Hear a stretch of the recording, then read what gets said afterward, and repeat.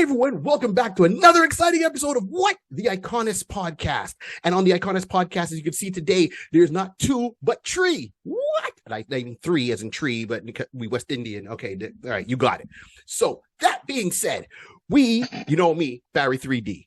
I'm always here with my man, the myth, the legend, cousin. Rod C. Rod Good C. evening, good afternoon, good day. Welcome, right everybody. And with us today, we're just jumping right into it.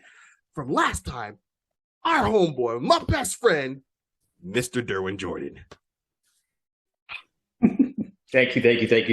Happy to be on again. Shocked that I was asked to be on again, but I will take it. You passed.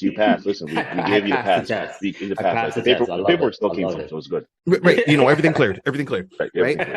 We'll do one quick shout out, just real quick. And we always have to do the shout out. So the man that makes us look so pretty on these podcasts and everything. And if you need any digital media or live press kit kind of thing going on, the one and only Jason Reese, aka Jaybird Digital Art.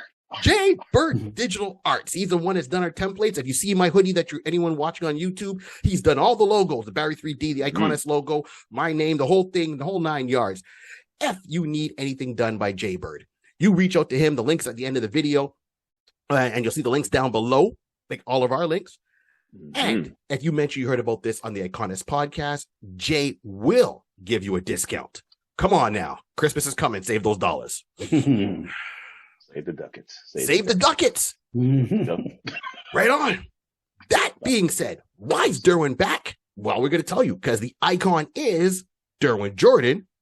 Also because he was in Jason X. Happy Halloween, people. Happy Halloween.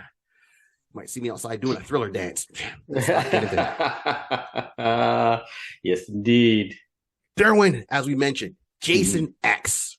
Okay, when this movie came out, this movie was released in 2001, but it sold on a shelf for about 18 months before it got its North American release because it was a change in the studio.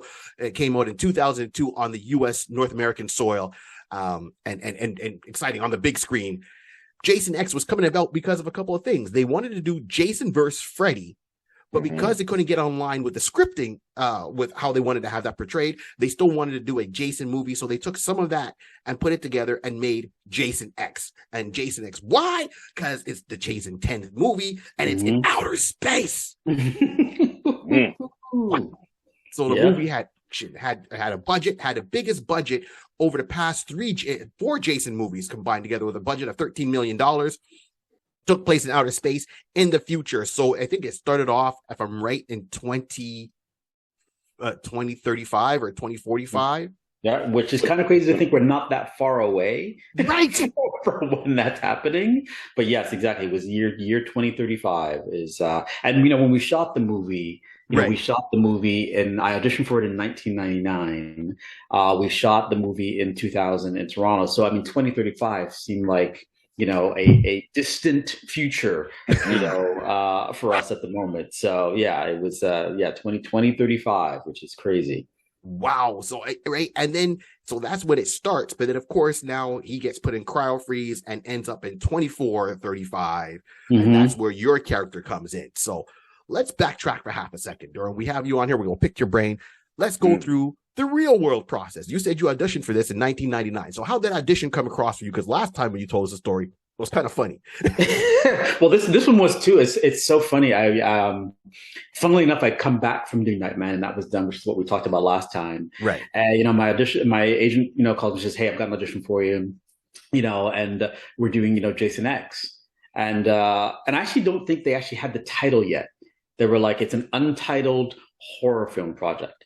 I said, okay, all right. And again, the moment I heard that, I was like, I thought about you because I know my boy Barry and the horror film and all the sci-fi and all that kind of stuff. I'm like, here we go. So I get the sides, for the audition, and it's quite obvious what it is, even though it's untitled.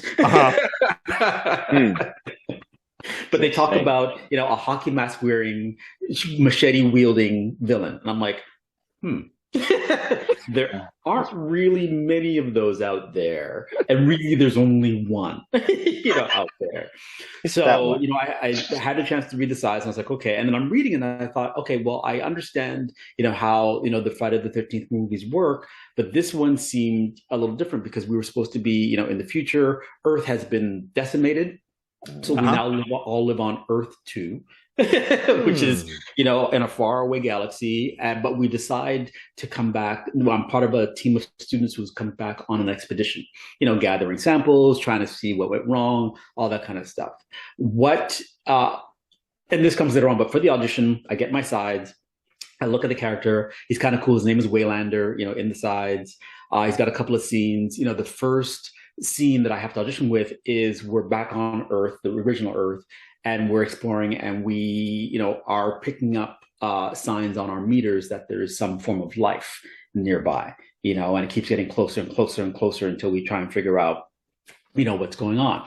So I go into the audition, I had 2 scenes, I read the scenes, the director's like, hey man, that was really great. That was cool. I said, hold up. I said, I'm glad that you enjoyed my audition. This was a lot of fun for me.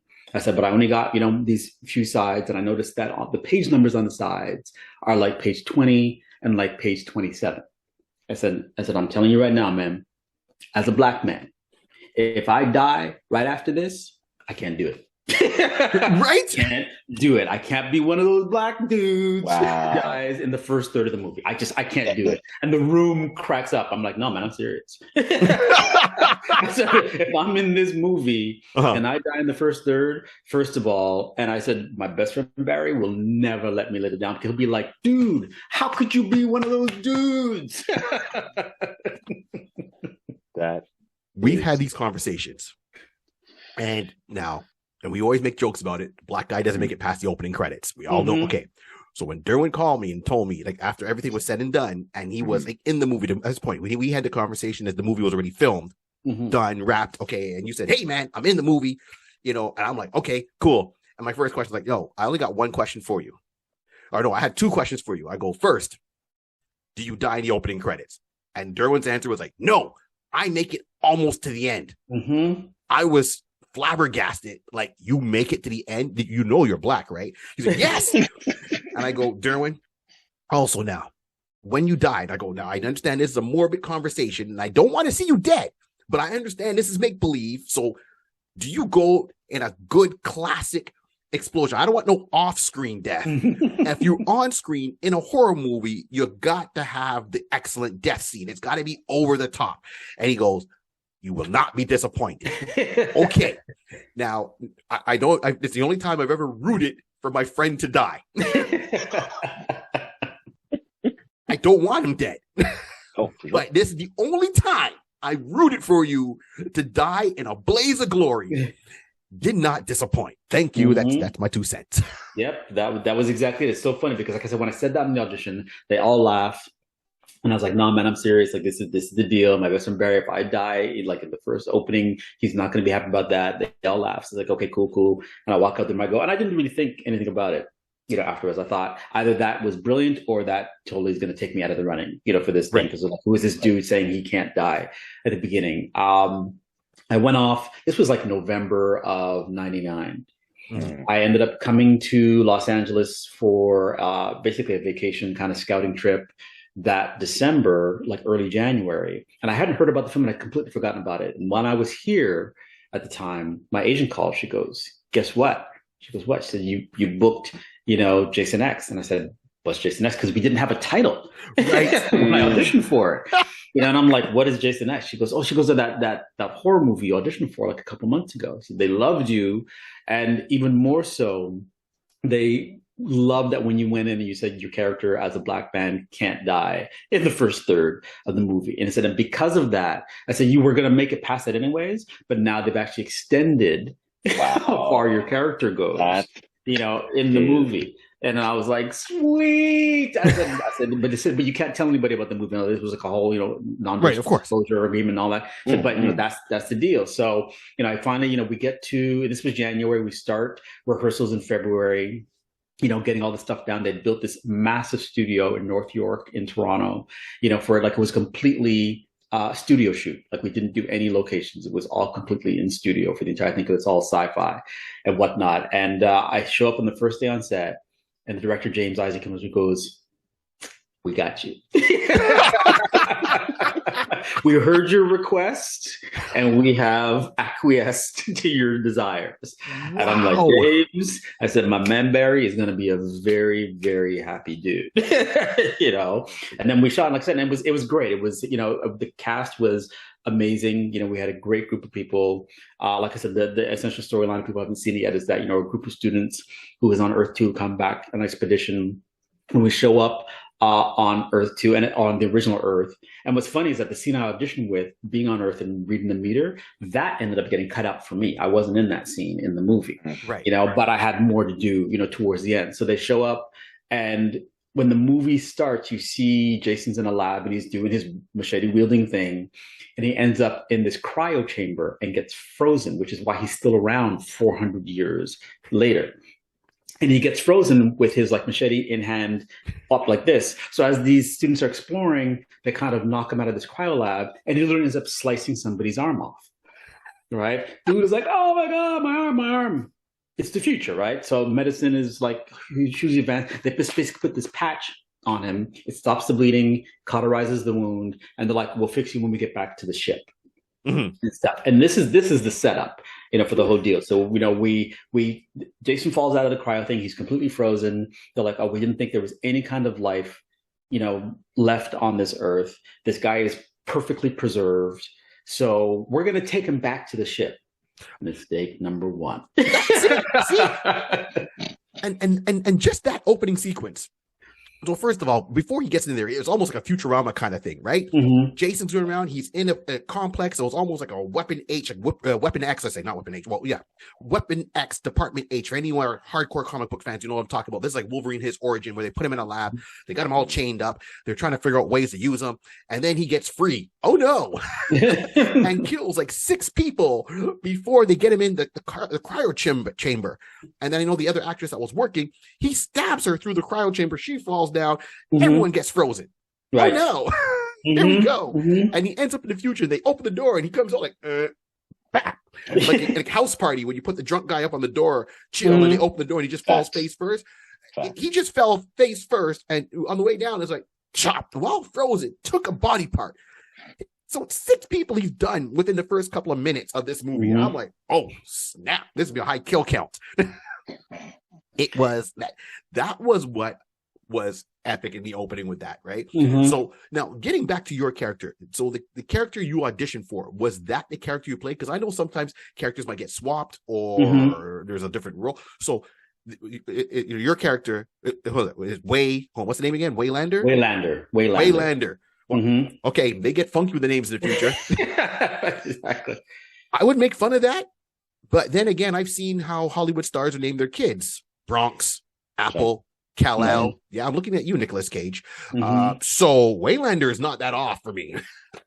Not so much anymore. But yeah, I did actually, the character's name was Waylander in the audition, and it was the same character that I ended up, getting to shoot the movie as well. Except, but they just sort of rewrote some things to be able to extend, because I think in the original script, he was only going to get to just past halfway in the movie, right? And then they were like, no, we gotta push this guy a little further on down the storyline. I'm like, yeah, that's what I'm talking about. So yeah, so Waylander, short, everybody called him Way, right? Because that's just that was his thing.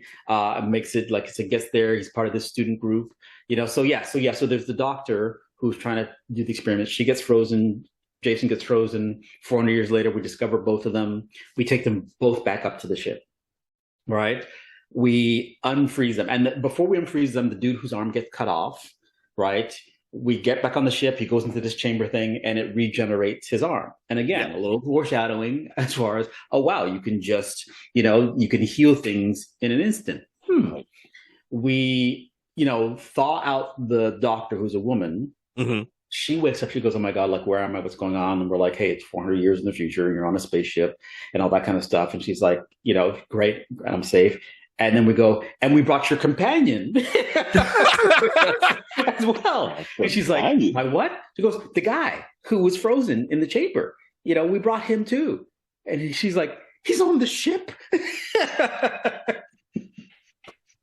So here we are in outer space in an enclosed tube with a mass murder. That's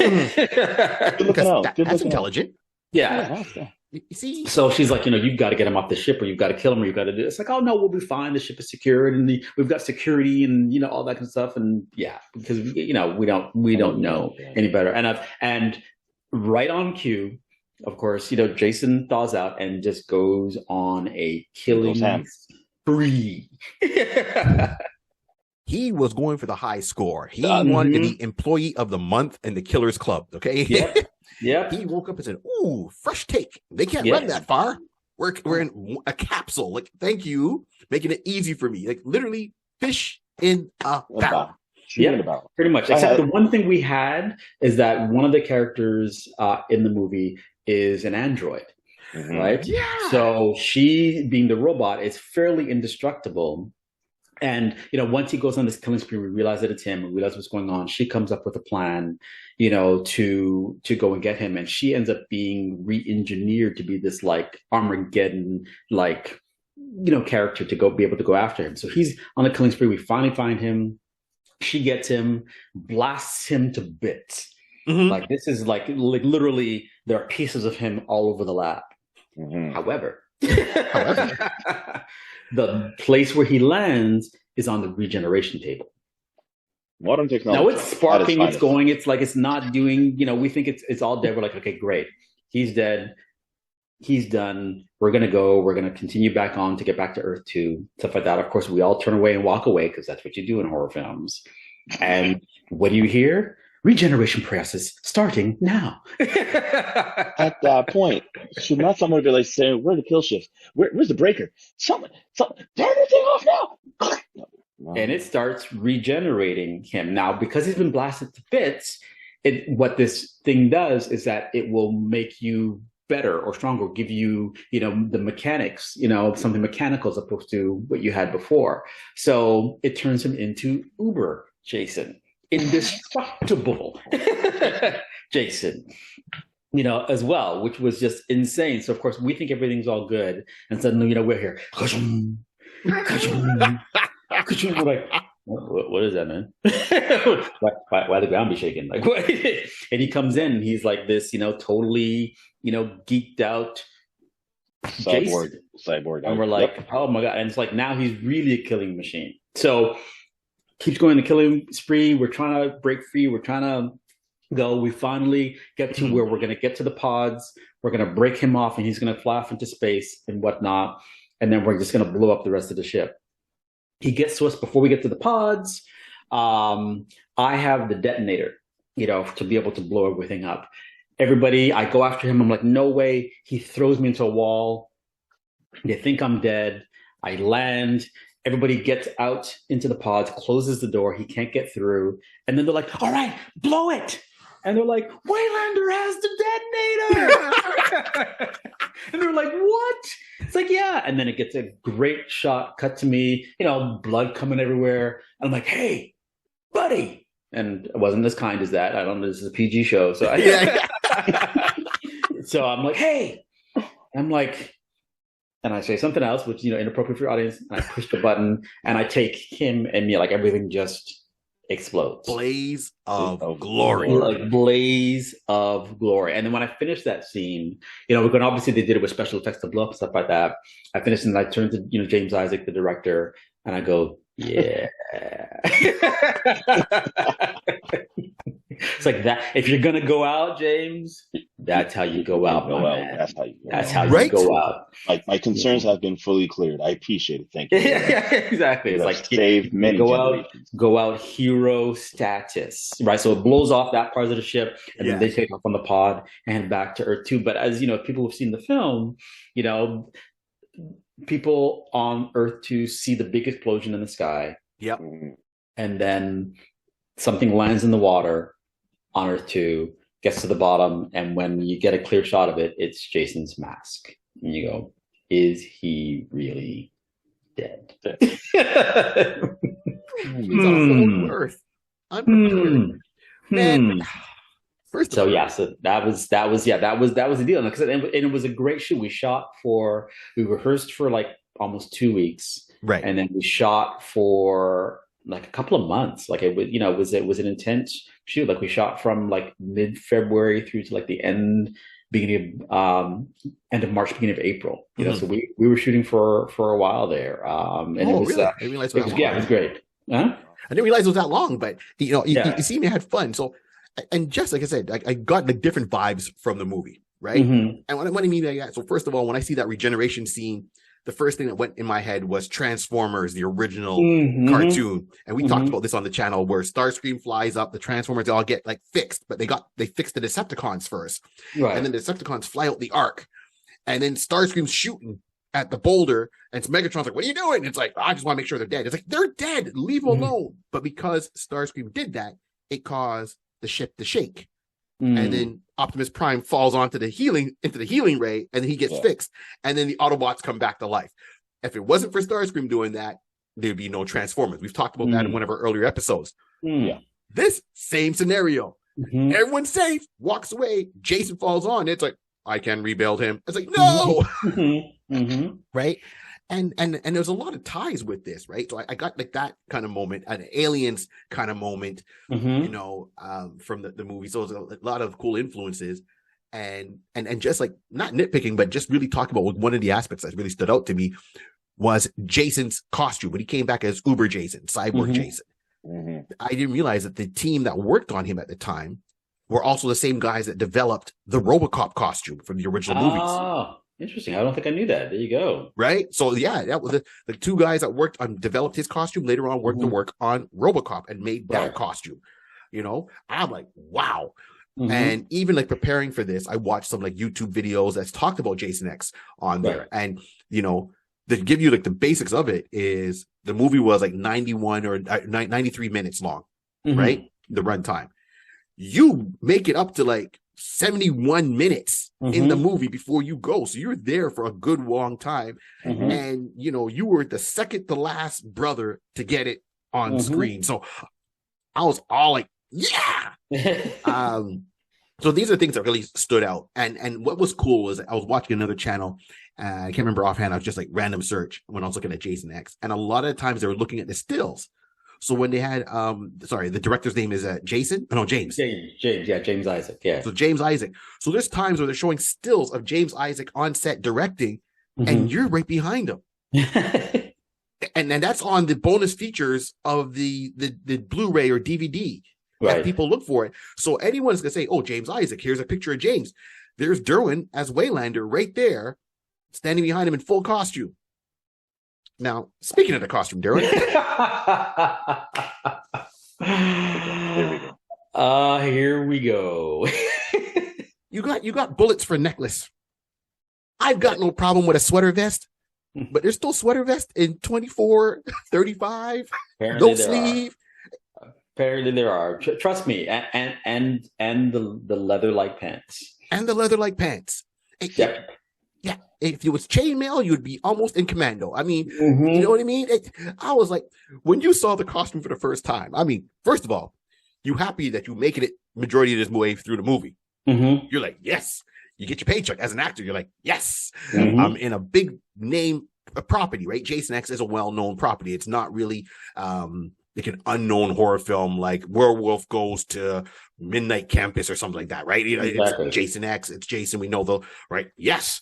Then you see your costume. You're like, okay, so my name's Waylander, but then this is what okay.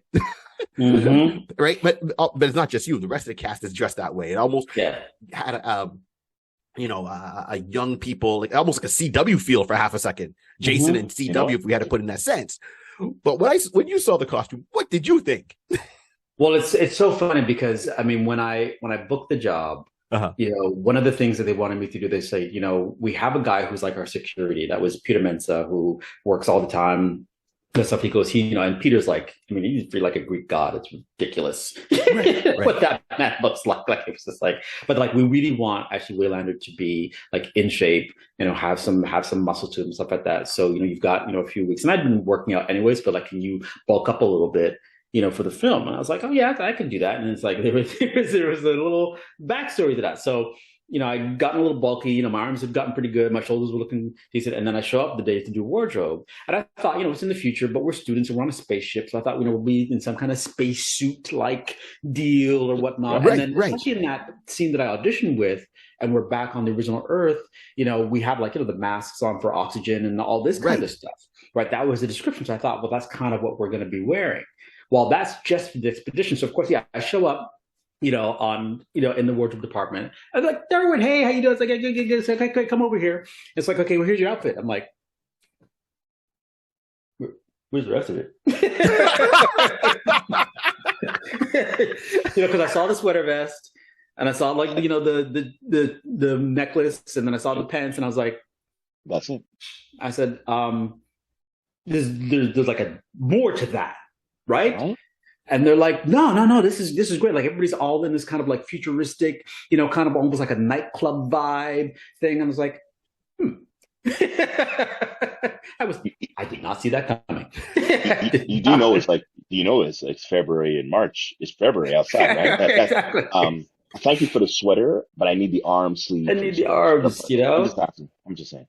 And they were like, it's like, hey, it's a completely studio shoot, so we're not going outside. So we really wanted to get, creative and fun with, what you guys, were all, wearing and stuff like that. And trust me, like I wasn't the only one who had that reaction. Like literally everybody, when they got to see their outfits, they were like, Listen, we needed to work on the budget. The budget was morely for the reforming. So we need to take some money for the mask to get from his arm. We need more glow, more shine to get from his arm. No, we gotta need her arm as well. We just need that's where it turned out to be. Yeah, well, you see, once again, you could tell the 2000 vibes were there. I mean, come on, it's like 1999, 2000, right? I mean, come on, we thinking Crystal Waters at this point. That's all I'm saying. It's like true love. I mean, when you said nightclub vibe, that makes a lot more sense in how it was kind of the vibe to it, because if you would have thrown on some classic house music, some dance music, that would have been a whole club scene right there. Just give everyone some glow sticks and. Well, especially you can't really see like the boots that I'm wearing, but like these things were like that was like the heel was like huge on those things. And there's times in the movie where like we're running. It's like at first I'm like, oh yeah, these are comfortable, these are cool. Give me a little height, okay, great. And then I'm reading the script, I'm like, oh, this is a sequence where I'm like running down a hallway. I'm gonna break an ankle in these things.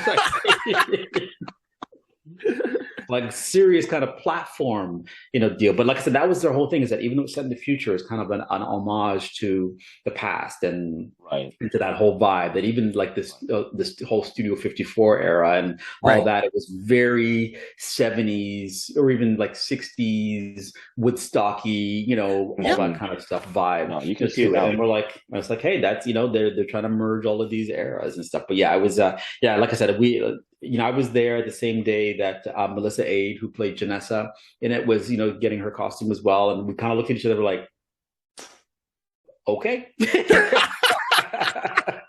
Okay. I was like, it's not just me. Okay. Right. It's all right. It's like, here we go. Yeah. And see, and this is other things that stood out for me, right? So I'm watching the movie. I see the look of it. Got it. You mentioned the whole, everyone's got their costumes and how they're going about it. What I want to see is, there's now people dying throughout the movie, right? So pretty much, depending on how this other station did it, and I can agree with them, they said that 88 people died in this movie. Now, it depends how you want to look at it. I know there's one point where the ship that you're on goes through the space station. They said there's supposed to be 20,000 people on there, but we're only going with people that we actually hear or know of. That's how he counted it. So at one point, there was like one guy on the space station who couldn't walk and he was just talking. Then they mentioned there was like 60 soldiers on the space station. Okay, fine. And then there was one other person on the space station. So that's how they got those kind of 20, numbers, or 70 something people added to the kill count. But the opening sequence where that girl, and I'm bad with names, but we all know that's one scene that stands out. She gets like Jason finally comes out, puts her head into like, liquid nitro, freezes her, and then smashes her head on the table so it breaks apart. And, wow, that was like some Mortal Kombat vibes. And even just finding out like stuff about it, like they made 10 of her plastic head you know, and they broke each and every one. And it's Yeah. to the point that even Mythbusters said, is this true? And did an episode on can someone die like this and tried to recreate it on Mythbusters. Oh, wow. Yeah, like this movie's got more influence than you might even realize. Yeah, absolutely. Yeah, right. A lot of people wow. talk about it. So this is why I'm like, yes, we got to talk about it. And you are there. So I'm not sure if you were there during some of those scenes that were being filmed or not, but that was one that stands out. And of course, the famous scene where you all try to distract them. So this was just after you passed away. And they do an homage back to the original Jason movie at the camp scene. Yeah. Where he's back at the camp, you know, and it's the two girls. And it's like, hey, you want to have, you know, smoke some pot? You want to engage in premarital sex? And they take off their tops and they get in sleeping bags. And Jason stands there and he's like, all right, grab sleeping bag number 1 and with the girl in it and beats the other girl in sleeping bag number 2 to death. And then he's holding the sleeping bag and she's still like, and he hits the tree beside just to finish her off. He's like, shut up. Those moments are standing out, but it was a lot of callbacks with that. And a lot of favors on this movie. So I'm not sure if you saw any of the other scenes that were happening that you remember that were going on.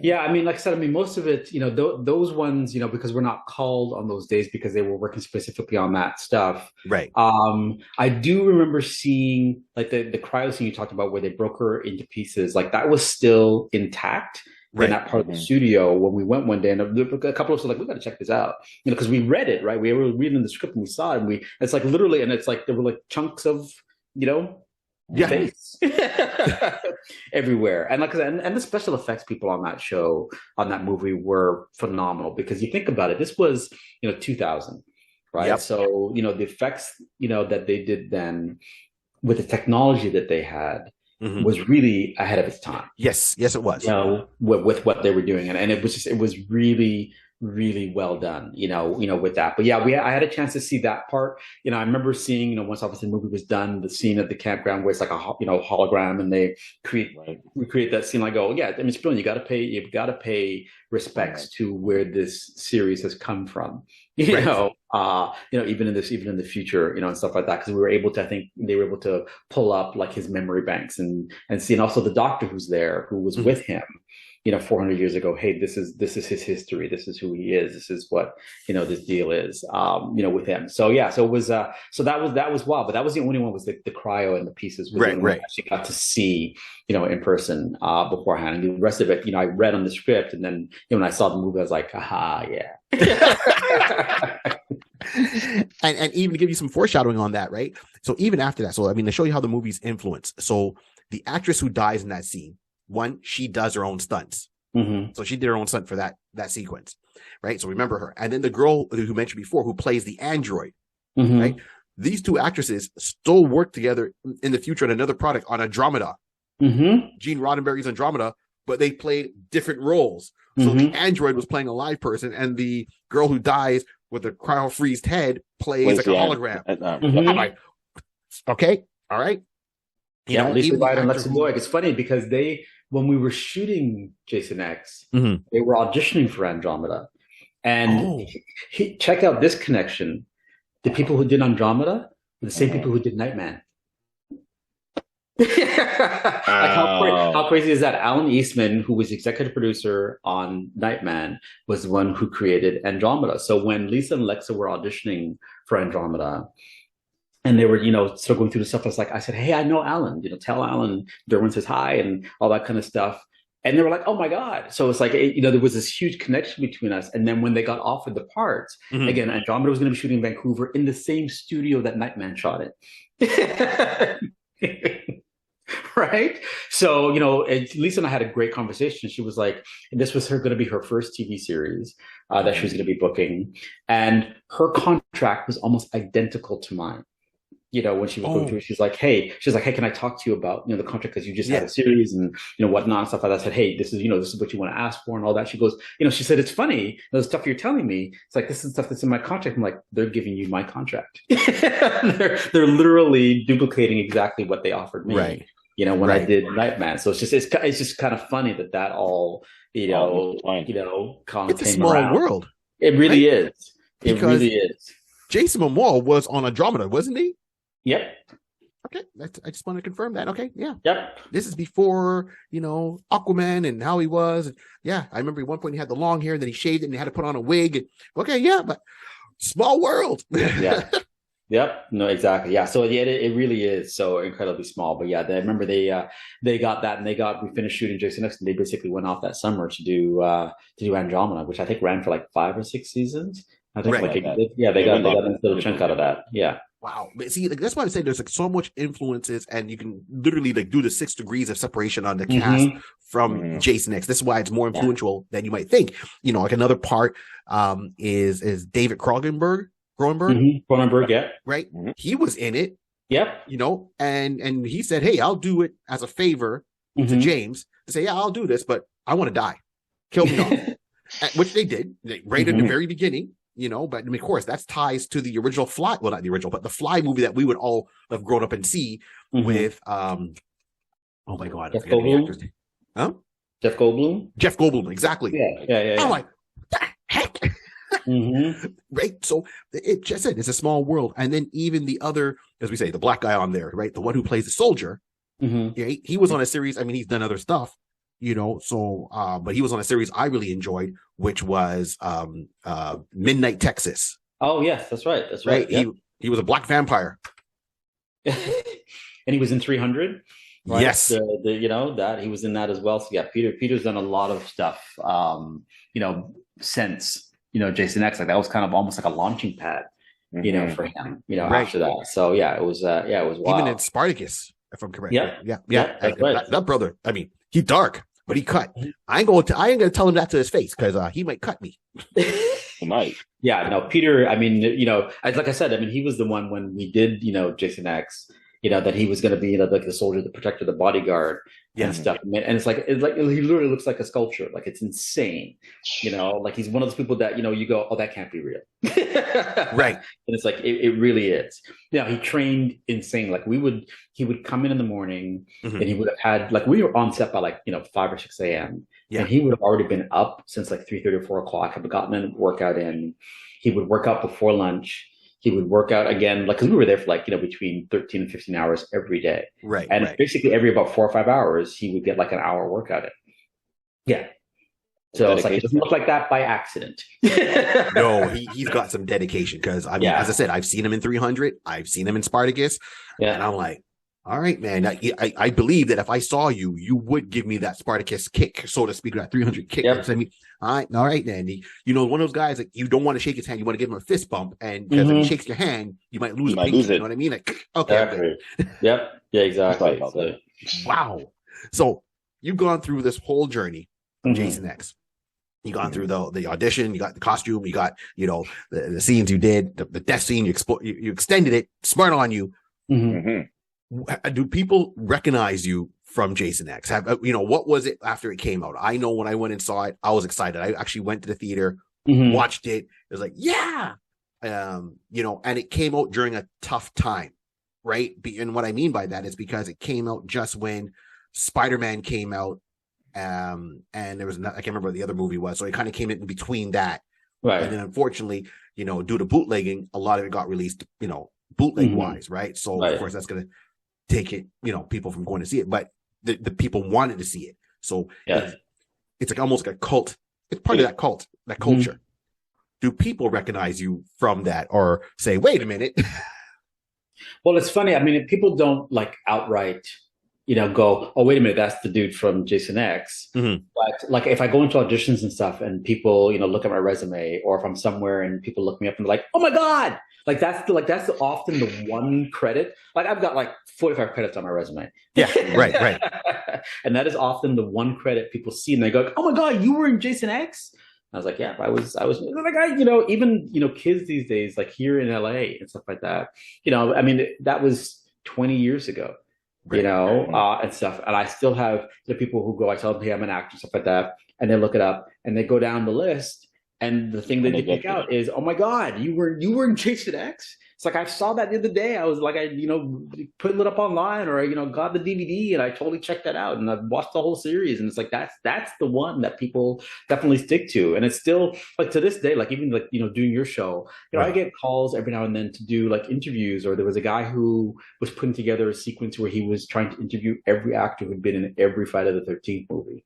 Right. Oh, this one is working his way down the list and stuff like that. So like that's the one that definitely keeps recurring, keeps coming back and keeps sort of showing itself, is that people recognize that brand, that franchise was incredible. So yeah, that's the one. Like I said, people don't go, oh my god, yeah, you were Waylander, especially because I had like a goatee then, and yes, and I actually grew my hair out a little bit too for the role as well, to kind of give again that 70s vibe and whatnot. But once people see that credit, people go like, oh my god, yeah, like I totally know that project. If you still have the sweater, on, you'll recognize it. Did you keep the uniform? Did you keep I almost made them give it to me. I almost made them give it to me so I could frame it.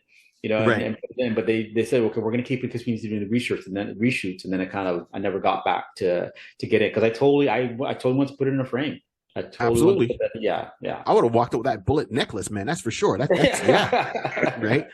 So you've got all that. So how was it working now? You've done Nightman, you've done Jason X, and of course you've done other, series, movies, and different roles. Mm-hmm. How was it? Because this, I think, was the only time you've done a horror movie. Mm-hmm.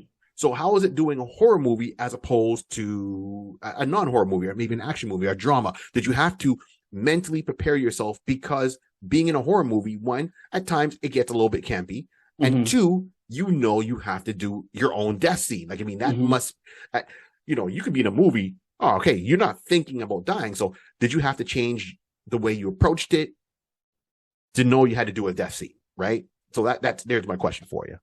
Well, I mean, the great thing, and again, I credit the director James Isaac on this, is that this could have been a project that could have been totally schlocky, and totally like over the top and whatnot. And James brought us in when we sat down for the first script read through and rehearsal. He's like, look, I want this to be as real as possible.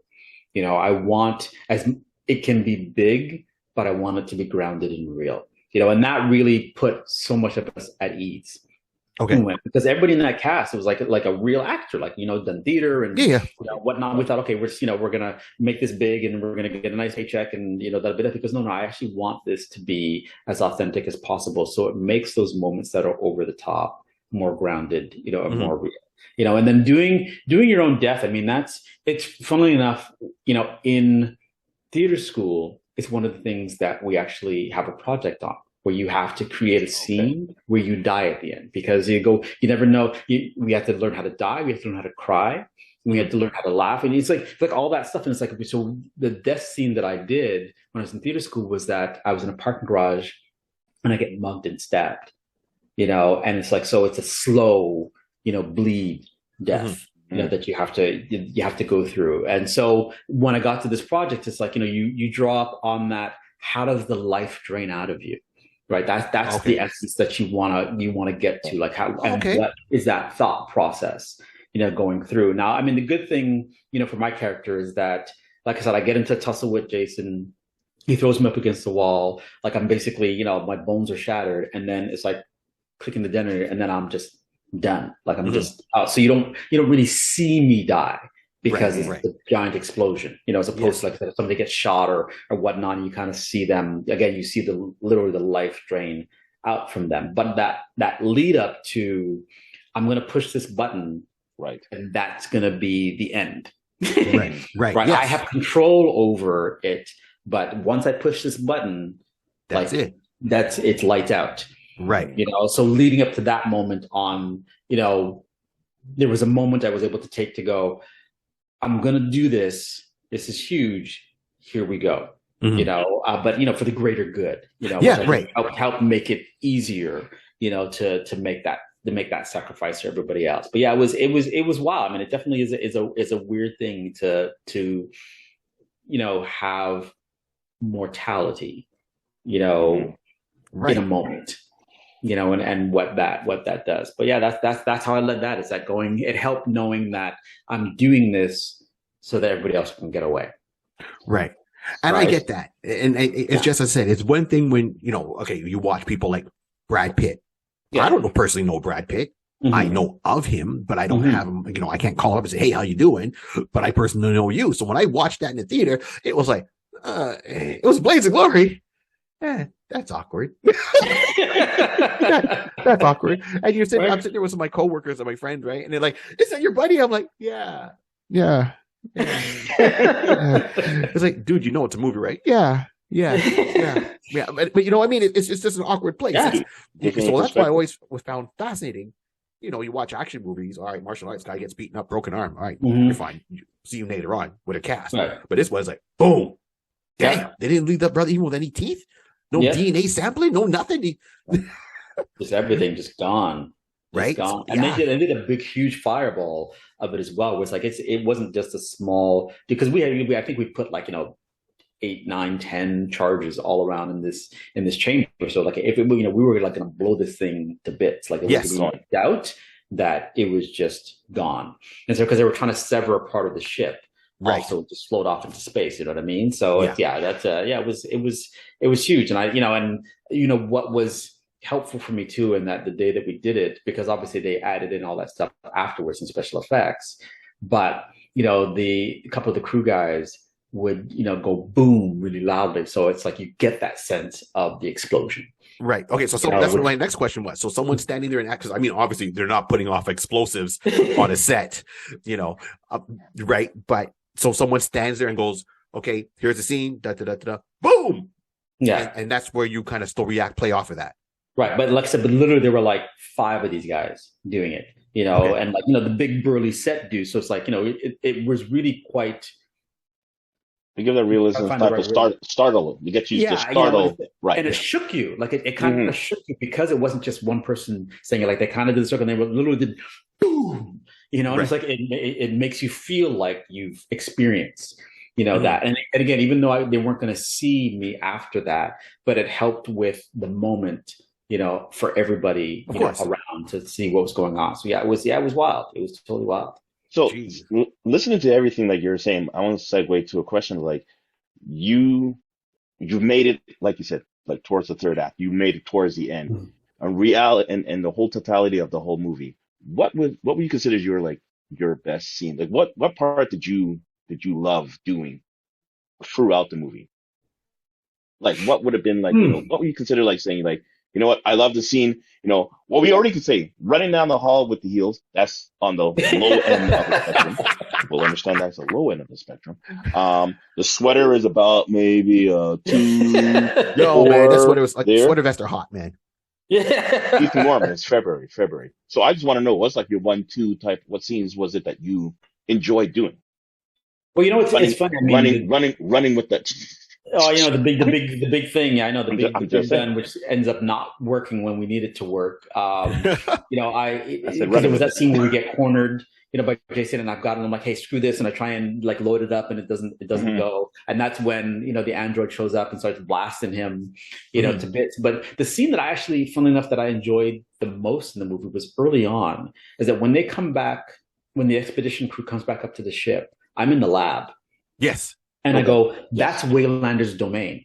The teacher comes in, he goes, wait, I'm already fired up. I got this, I got that, I got that. We're good to go. I got your message. Everything's all fired up. I loved that this was Waylander's domain.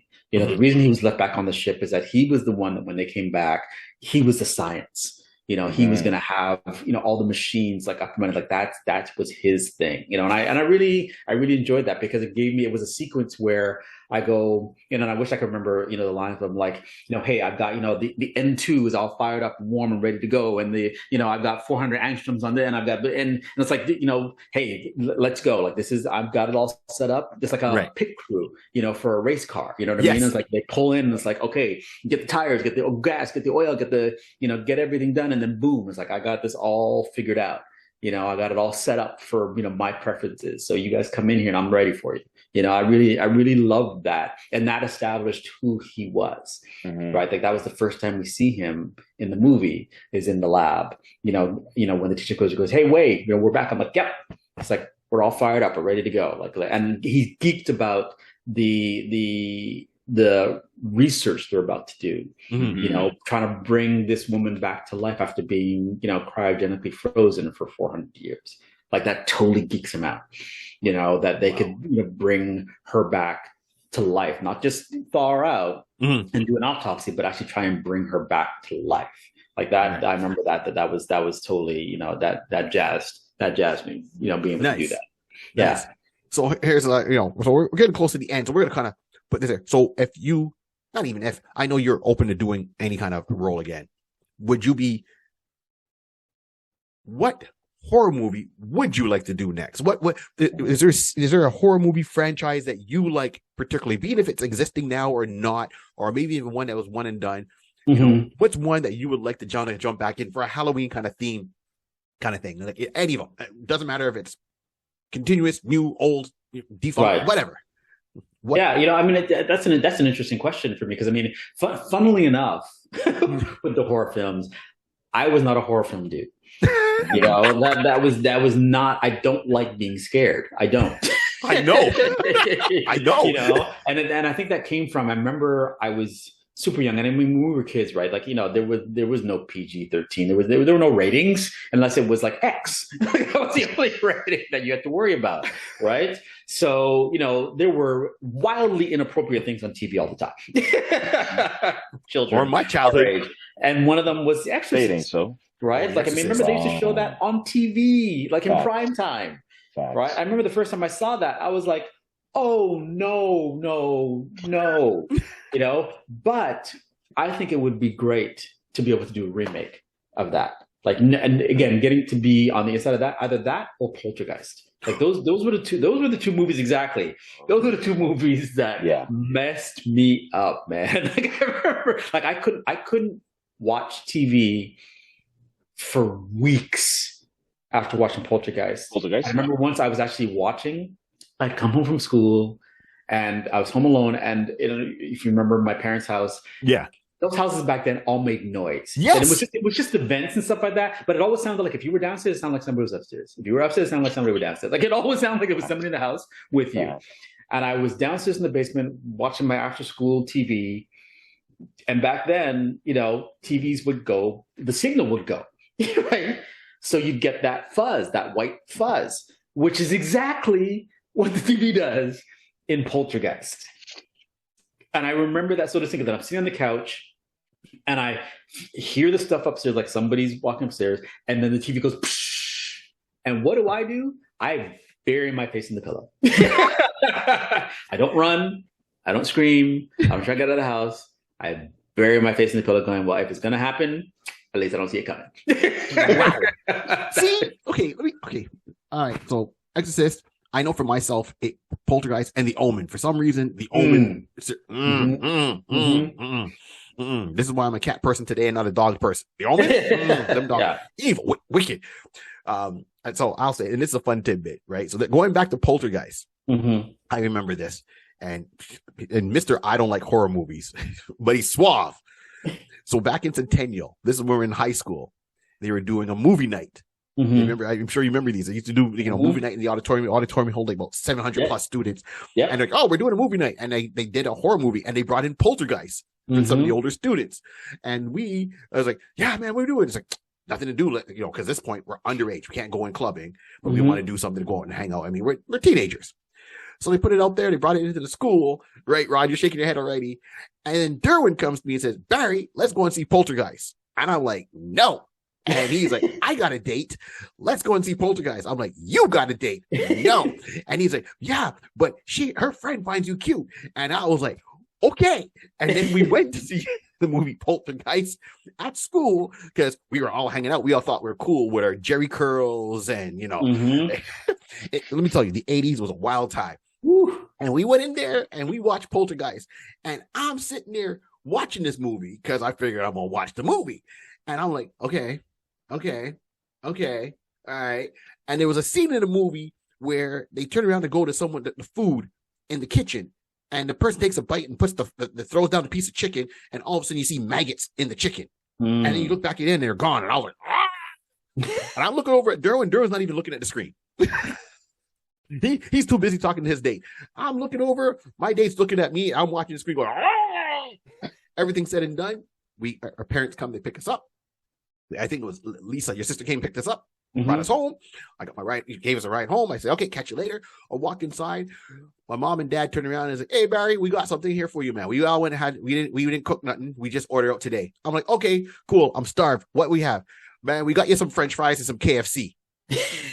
You got me French fries and chicken. Flashback. I'm not hungry. I'll have a salad. The only times I said no to chicken and French fries, I'll have the salad. And I looked at that piece of chicken. That chicken was looking at me, and I'm like, and they're looking at the fries, and I'm like, no, not today. No, not today's Satan. I can't. Not today's Satan. Only time of my life. Yeah. No. Thanks. That's how we did. So, all right. So you're saying The Exorcist. Is there a role in The Exorcist that you want to play, or you would just want to be in that movie? Well, I mean, the priest, obviously, I mean, that's the quintessential role, for being in that movie. That's the journey, the great journey, and that. So they're definitely, that would be, that would be something. Yes, it would be. That would be something. But I mean, it's different. It's different too when you're in it too. Like I remember, when I was shooting Jason X. Because it's like, you see all the cameras and you see all the lights and you see all the behind, and you obviously, it's coming, and that's part of the real art and secret behind doing horror films, is that making the audience feel like you don't know, what's coming, because you do, right? We've read the script, we've rehearsed it. We know exactly how this is going to play out. But the key is, portraying it like this is all happening in real time for the first time, and we don't know what's coming. As well. So that's the real challenge, I think, for those type of films, is to not try and foreshadow, things that are coming, especially when it's going to be something that's going to kind of jolt you. A lot of actors will kind of react to it before it actually happens. You got to take it in the moment and go, okay, if this was really happening, somebody jumped out of a door, like I wouldn't know they were there. So I've got to wait till that moment, and have the innocence of everything is fine until it's not, yeah. He was a bigger man than me, man. That's all I gotta say, because a lot of people would get punched on set. He'd be like, oh. He'd be like, where's Barry? Oh, he's run out of the studio. He's in the car. He's gone to McDonald's. He's gone by KFC. He's not even stopping at KFC. Exactly. And that is awesome. So, okay, got it. So the Omen, the priest. I mean, not the Omen. Sorry, the Exorcist, the priest. That's where you see your journey going. Okay. Yeah. You was a bigger man than me. I can't even get past arachnophobia. So no, we're not even doing that. Wow. So Derwin, thanks again for joining us. Rod, any last questions or words or anything before we check out of here tonight? No. I think we've covered a good. This movie was like you said, turned into a cult classic. A lot of people know of it, definitely because of the history and the franchise connection and the nice different direction of Jason in space. It just turns into that, and having the ability to have that script actually written and produced and brought to our light, so we can have the mindset of horror movie that we know is based on Earth, and now is in this it's a whole different mindset on doing that. It was a great thing. So honestly, definitely got to say, yeah, Derwin, appreciate you. Thank you for coming on the show, man. Appreciate you guys, man. Appreciate what you're doing out there. And again, this has been a lot of fun, like it was last time. And this is you guys are doing some good stuff, man. So I appreciate you. Thank you so much. And just last quick question, I'm going to put this in here real quick. Have you watched Jason X? I did, actually. I did. We all got a copy of it, because I mean, back then you'd get it was a DVD copy. I can't remember if it was VHS or DVD, but I think I got a DVD copy but as part of my contract, because I wanted to be able to like take some of the scenes maybe and use them on my reel. So I actually have watched the film a few times. Okay. Okay. And stuff. So I have seen the whole, thing. And I said, I appreciated what they did with it, as well, because you never know, there were a couple of sequences where they wrote some stuff in, where we felt like they might've been changing, what they were trying to do with it. And I felt like it stayed true to what that franchise was and what those films are, of course. And stuff, but it was also a standalone, as well. Right. Because it was set in the future and all this, kind of stuff. It was kind of a one-off on that front. So yeah, but I have seen it. Okay, because I know some actors don't, and it's a true question. They don't like to watch themselves, right? Right. Some people do, and some don't. So I wasn't sure where you fell into that kind of category with it. Yeah, usually after I usually like to give it some time, to kind of settle and be past it, and then I can watch it. Like I can't do it like right after, You know, I've shot something because it's still too fresh. You know, I need to kind of move on to something else and then go, okay, I can look at this objectively, you know, now and just have some fun, you know, taking a look at it. Same thing when I do theater, like I don't read the reviews till like sometimes months later because I go, I don't want to do it while it's still fresh and I have my impression of it. You know, once it's kind of left me, you know, now I can kind of see, you know, what effect, you know, it potentially had. So yeah, but I generally do watch, you know, most of the stuff that I've done at some point, you know, in the future. Right. Cool. Quick last question. It just dawned on me actually. Go for it. Earlier in my head. Now, going back to your audition, because we're going to have to accept the fact that your request changed the whole dynamic of this movie for you. It's just straight clear. Do you recall if there's anybody else, how many other people might have been auditioning for that role as well? I mean, you know, when I went in the room, I mean, there were at least 7 or 8 of us, at least. Okay. And the thing is that the role wasn't specifically for a Black person either, right? Which is one of the things that I liked about it as well. Like, it wasn't specifically, you know, Black character, which is why I told him I said, hey, if you're going to play it like this, right? Okay, I got you. Brothers got to make it through, you know, as well. But yeah, there were at least 7 or 8 of us, and at that time, and I don't know if they did other days, because often they'll audition like a good 15, 20 people, you know, for a role, you know, if not more, depending on how big the role is and how big their search, you know, was and stuff like that. So yeah, so there was a good sequence of us, you know, there for sure. Well, this is good. You know, you're basically now bringing a little insight of how one should, you know, be brave to make the courage and make that type of, you know, quest out there. You're changing the dynamic of people, man. You're like saying, listen, I got a friend who will just kill me physically if I go in the first act. Just help me, help a brother out. Just get me to the third. Get me halfway at least. Get me at least have a little of food before I die out. Right. I want to make it to catering before I have to leave. Exactly. But I think that's the key for me in auditions is that, you know, something needs to be memorable. Some of them needs to, when you've left the room, you want them to go, that dude, yeah. You know, and then when they look at your name and go, oh yeah, that dude. Like there needs to be something, and it either has to be in the scene. And back then I was very big on, you know, asking questions before my audition. You know, because it just makes them present with you. You know, makes them, you know, go, oh, hey, this, because sometimes, you know, they're on their phones or they're writing something down and they're not really with you in the room. And I started doing that whole have something before you start the scene, what makes them go, oh, we're in the room with you. Oh, yeah. Okay, now we can go. Now we're actually paying attention, you know? So yeah, so that's, you know, that was key. I think that was key. And sometimes it works and sometimes it doesn't, but I thought that was kind of, you know, that was kind of the thing. Got to go for it. Yeah, exactly. Got to go for it. Never know. That is awesome. Dude, once again, thank you, Derwin, so much for joining us one more time here. We will definitely have you back, man. We always love having you on here on the Iconist podcast. All right. So as I said, on behalf of myself, Barry 3D, you know, my cousin, Rod C, and our guest, once again, Mr. Derwin Jordan. Thank you. Appreciate you. This is awesome. Everyone, have a good time out there for trick or treats. You know, make sure you watch the Charlie Brown Halloween special, because I watch it every year. The Great Pumpkin Charlie Brown. Come on, it's the theme. And you know, this is the Iconist podcast. As I said, the icon is Derwin Jordan / Jason X. So we're talking about both, so to speak. You get what it's going with. And remember, this whole world was started with a pencil, a piece of paper, and lots of imagination. Keep on dreaming. Let's do it. 3 Boys Blue. We didn't coordinate, people. Really, we didn't find this out. That's true. True that.